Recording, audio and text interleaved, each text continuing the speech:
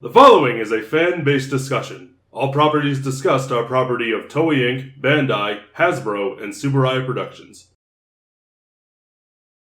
Hello, everybody, and welcome back to Tokutalk. What? Hello. No, to say hi. Oh. Hi, everybody, welcome back to Tokutalk. Yep. Oh, What are we doing today, Marcus? Getting everything Hey, up. Marcus, what are we doing? Shut the fuck up. We're talking about heroines today. Not the drug, just the people. I was mid-sip. Fuck. Probably should have done this back during Women's History Month, but what can you do? Let's talk about our favorite ones. I built up this Would one you first. like to start us off? Yes, because I had to build this one. Okay, go ahead. Sakurako Salati from Kuga. Mm-hmm. She was basically his Mhm. translator for everything along the belt. She was probably the smartest person in that show, without coming off as, I'm going to get a tech leader at some point and then die. She was just like, I'm going to be smart and you will deal with it. And I think she's great. I thought she was just amazing. She was a very strong character. I would love to see her come back, but no one could probably ever come back. Yeah, I thought she was great. I just love when a character is just like, I'm literally the smartest person in the room, but I'm also not going to come off as terrible about it. Yeah. Like, the ego is just super inflated. And I really appreciated that about her. She was just a smart person who was exceedingly useful and was never annoying looking at you. What's her face from Ghost? Or Akiko from W. What about your favorite heroines? I have others. I've got one, and that's Rian from Garo Goldstorm. Yeah, the second time she shows up. Especially the second time she shows up, because the first time she shows up is in season 3, and she's awful. and then they, gave the writer a good smack with the competence stick, and he wrote a much better script. To read that out for a bit. Yeah, me too. But anyway, Rian is a very loving, supporting character in Goldstorm. The way she and Ryuga, they have great synergy. Yeah. They work so well together as a team. Yeah. And from frame 1 to the time the credits roll in the final episode, you believe their chemistry, you believe them as a team, and it doesn't work. If she was the way she was in season 3, then it wouldn't have worked. No. But because they matured her, they gave her a more mature personality. She's more caring. She's not vain anymore. She doesn't care about she was very materialistic. Yeah. In the third season. The way they wrote her was so weird in season 3. Yeah. I don't get it. There's a lot about season 3 we don't get. But Goldstorm, the way just everything about it comes together, creating a really good character, and yeah, I love her. I loved every time she was on screen. I feel like we're going to bring up Garo. We got to bring up the obvious one. Laya. No. Oh. Jabi. Oh. I was thinking of someone else. Actual best girl. I would debate that, but Jabi was just so good. And yeah, Jabi's great. She got so popular that after she died, they brought her back. They Abduled her. Yeah, they pretty much realized, oh no, we've made a mistake. Yeah, she's great. She, for not being a Makai Knight, she was basically one in all but name. She was incredibly strong. Yep. A badass. Didn't take nobody's shit. While also coming off as just, a nice person at the end of the day. If not a little bit intense. But I thought her actress one did an incredible job. Her and more or less the same character from Nexus. She's the one you can tell put in the effort. Yeah. As opposed to that other Makai priestess from earlier on in Garo. Yeah, Rekka, as opposed to her who is just so stiff. Stiff isn't the word. Like, barely there as dull. A piece of board. Dull is a good word, yeah. Ningyo, and I'm just like, she was not great. But Jabi, though, you can tell the actress put the work in. Quality. One of my favorites, Izu. Yeah, Izu from 01. Okay. She's Aruto's, I don't want to say assistant, but I know the character. Yeah, that's what she is. Yeah, she's so integral to that story. What are the robots called? Human gears? Yeah. Umagears. Yeah. Yeah, she's the She is so integral to Aruto's story by the end of that show, and she was played very well. Yeah. And it wasn't. They didn't really go into that stereotype of female assistant that they could have, like with the other one. I can't remember her name for the vice president. Yeah. And she grew so much in that show. It really stuck out to me. Yeah. Kaoru, White Swan. Rest in pieces. What? Am I getting it confused? This is Ryuki, isn't it? No. Oh, no. That's Fem. That's Fem. Why did I bring her up? White Swan is Jetman. That's right. Anyway. Great character. Great arc. Great arc, yes. I was still in Kamen Rider mode. Sorry. She was just such a strong character as the story went along. Where she started off super bratty. Like, even though she wanted to do it for the... Similar to Rio, she starts off very materialistic. Yeah, she wanted to do it for, the right reasons, but at the same time, she was very set in her ways until they got challenged. Spoiled rich girl. Yeah, and then the whole thing when they finally, started flying their mechs and everything, she got real spoiled.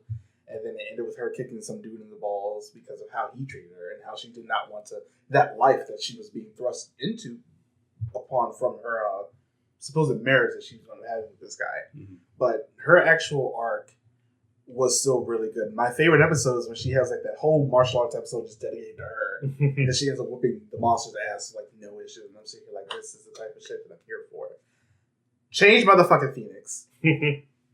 Basically, both her and Change were made, but more on Change Phoenix. Especially because Change Phoenix was so young in that story. She was 19. And Excuse me. She came out just incredibly strong as a character. She still has my favorite episode, almost all of Sentai, with the Wild West town full of monsters where she had to go around dressed up in different outfits. I just love the character. Ninja White. Hime. Time Pink. Time Pink.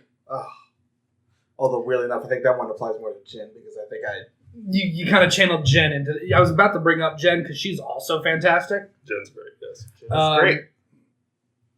If we're on Power Rangers, let's give somebody... And that we have talked about many times before, but I still think is underrated. Katie?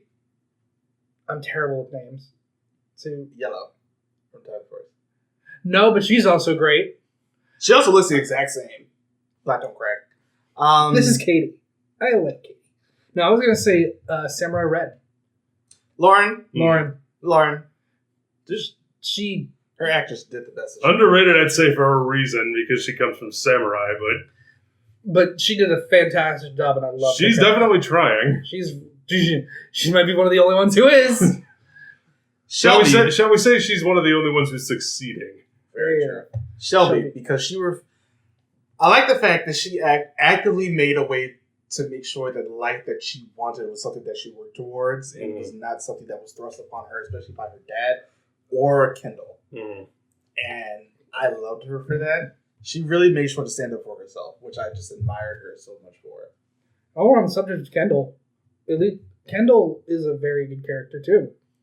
And not so much at the beginning, but she was able to recognize her own shortcomings and prejudices and overcame them, which is not easy, apparently. But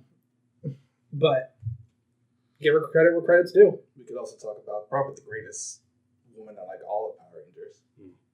We already talked about Jen. Dr. K. Okay, Dr. K is fine. Dr. K is fantastic. Her story is so good. I wouldn't call her the greatest woman in all of Power Rangers, but no, she's up there. With the nuance that she ended up bringing to the actual character and the story that she was given, not to mention coming back in Beast Morphers and talking to Nate, which is probably the best part of season 2. Because she went through this already. So she isn't serving as a mentor for somebody on 2 separate teams. But I just really appreciated her and her inclusion in that show to show that this is something that you could... I went through this. This is something that you can grow out of. This is something that you can grow from. You are going to make mistakes.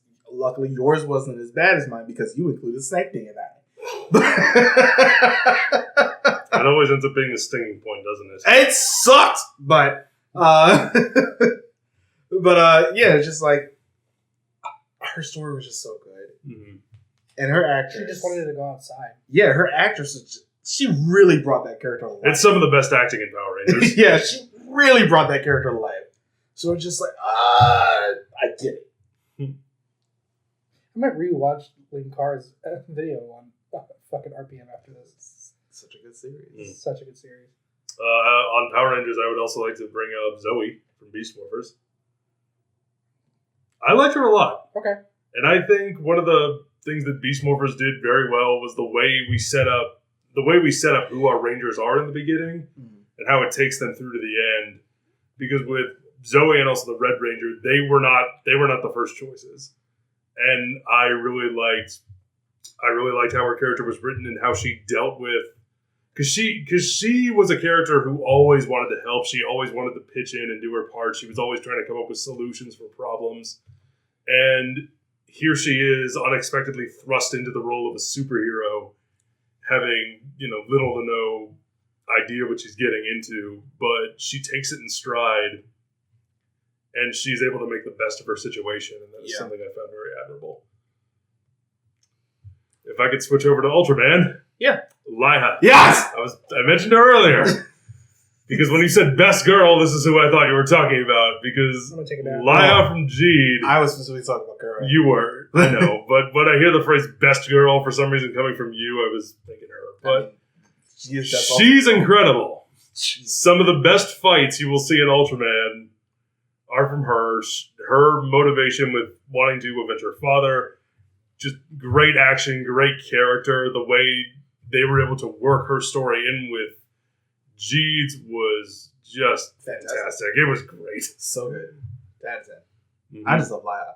Mm-hmm. She's like half the reason to actually watch Jeed. The other half is Jeed. Well, okay. The actual other half is... The whole show is the reason to watch it, I'd say. It's fair. It's very fair. It's a very good show. Very fair comparison. But yeah, there are a lot of really good female characters. There are. Just spread across the Toku universe. Would we like to talk about the bad ones? I was just thinking that. You know what? No. We're going to leave this one positive. Keep this one positive? I'm okay with that. Leave this one positive. Let us know what your favorites are in the comments down below. If there anything related to Gravier, I will delete your comment. Talk about the character, not just what she looks like. I mean, that's fair. Yep. But as always, follow us on all the things, and we'll see you guys next time. Bye, everybody. Bye. Thank you for watching.